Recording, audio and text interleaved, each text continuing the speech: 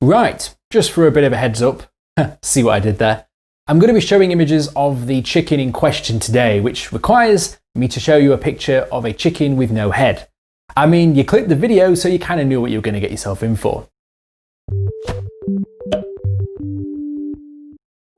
Hello, welcome to Brain Spill, the laziest show on the internet. My name is Tank, and I know what you're thinking. Tank, mate, you're running out of ideas, clearly. What on earth is today's topic about? Well, I'm going to explain a very peculiar moment in history where we had a chicken and he was headless and he made world news. This story today is actually a really interesting one and just goes to show how far you can get in life when you're running around like a headless chicken, which is great because that is exactly what I do on this channel right here.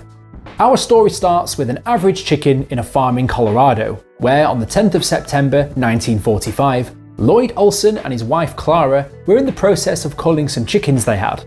Like on Chicken Run, except they weren't being made into delicious chicken pies. It was business as usual. Olson would chop off their heads and his wife would be there on cleanup duty, because it's a messy job with the whole decapitation thing. Olson would normally go on to cull about 50 chickens a day, meaning that he should get pretty good with the whole head cutting thing. And most of the cuts are a clean cut, meaning that the chicken would probably die shortly after the head being cut off. And our little plucky chicken today is named Mike, and he is the next one up to the cutting block. Mike was ready for the butcher's market. The hatchet was raised and came down on poor Mike, like it had done with so many chickens before him.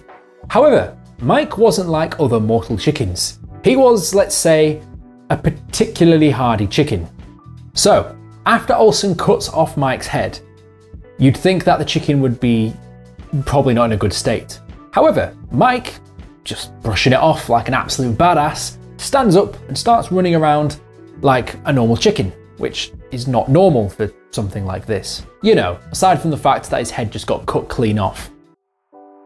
They got down to the end and had one that was still alive, up and walking around. The chicken kicked and ran, and it didn't stop. Now, a beheading, as the name suggests, cuts the head off and thus the connection from the brain to the rest of the body, meaning that the leftover oxygen pumps around the body, allowing the body to move around for a brief time before it loses all life. Without a brain to command what to do, the neurons just start firing on all cylinders. So, bemused by the fact that his chicken was running around mad, he thought that perhaps this was just the last dying breaths of a chicken without a head. So he decided to leave the chicken in a box overnight, and left it there to see what would happen in the morning. So Mike the Headless Chicken was in a box of apples, without a head, probably wondering what the hell just happened. And well, night came and went.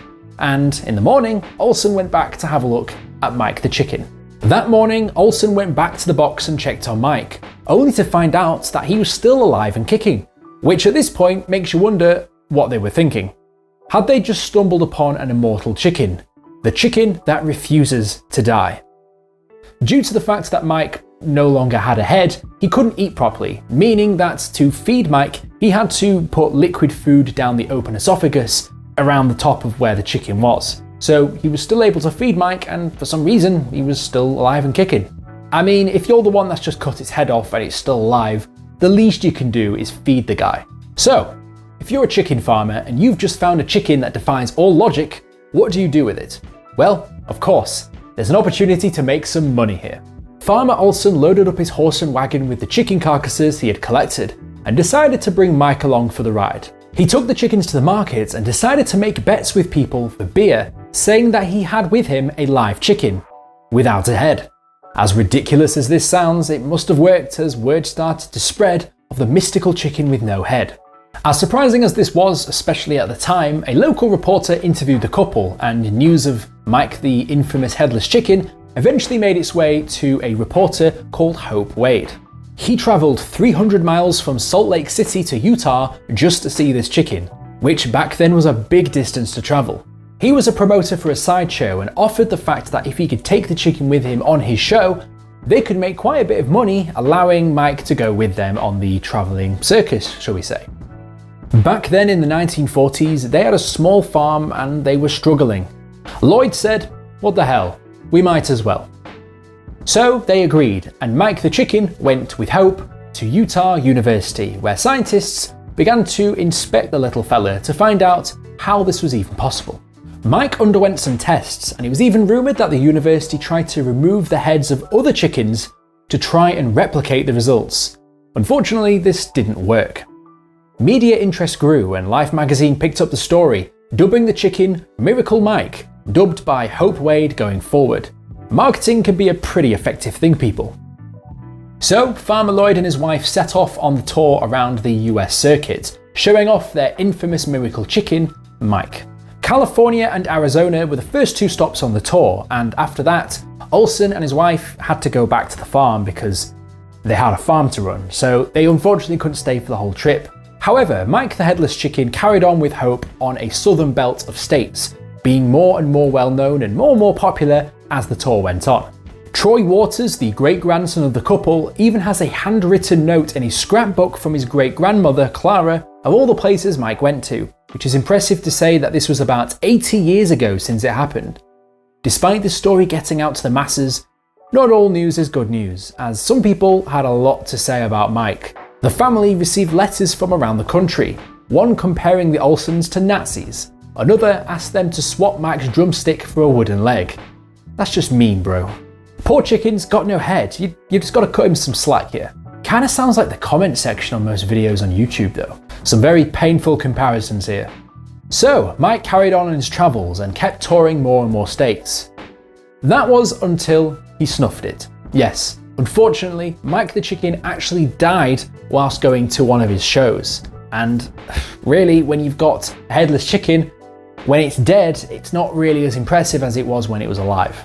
This chicken apparently lived 18 months without a head, which is pretty impressive itself. And even to last that long, it's a pretty extraordinary thing. However, they did say that they thought the cause of death may have been that Mike choked, so yeah, it was a pretty bad way to go. For years, he would claim that he'd sold the chicken to a guy in the sideshow circus. It wasn't, well, a few years before he died that he finally admitted to me one night that it died on him. I think he didn't ever want to admit he screwed up and let the proverbial goose that lays golden eggs die on him.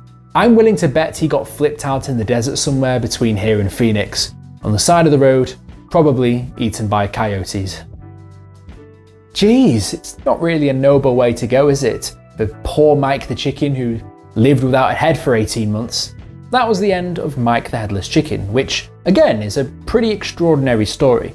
However, how did this happen? How is it even scientifically possible for a chicken to live that long without a head? Chicken expert Dr. Tom Smulders at Newcastle University has studied this phenomenon and was curious as to how the chicken didn't bleed to death. But he has a plausible explanation for the whole not dying thing. You'd be amazed how little brain there is in the front of the head of a chicken. It is mostly concentrated at the back of the skull behind the eyes. Most of the bird brain as we know it now would actually be considered the brain stem back then. The names that had been given to parts of the bird brain in the late 1800s were all indicating equivalences with that of a mammalian brain that were in fact wrong. Even though the fact that this chicken didn't have a head, the part of the brain that actually controlled the body remained intact, meaning that Mike, clearly without a head, still had the ability to control his body and go on living as he normally would. And yeah, you'd imagine that would be the end of that. However, even though Mike the Chicken is unfortunately gone and likely eaten by coyotes, his legacy lives on, and Mike even has his own festival. Yeah, anyone that knows me is aware of my love for festivals and chicken, so yeah, it's a match made in heaven. If you ever feel like going to a festival which is all about a chicken that lost its head, then go show your appreciation for your old boy Mikey the Headless Chicken Dipper. If you liked the video, be sure to like and subscribe. If you want to be notified as soon as I upload my next video, be sure to hit the bell button. And if you've got any ideas for what topics you'd like me to discuss next, let me know down in the comments below. As always, sources used in the video will be in the description. Right, the next time I go to the shops and buy myself some chicken, I'm going to stare at it and wonder, that chicken could have possibly been the next animal celebrity, and he could have been just as famous as Mike the Headless Chicken.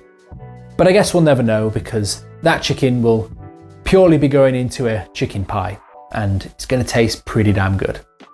I'll see you guys in the next video. Fantastic.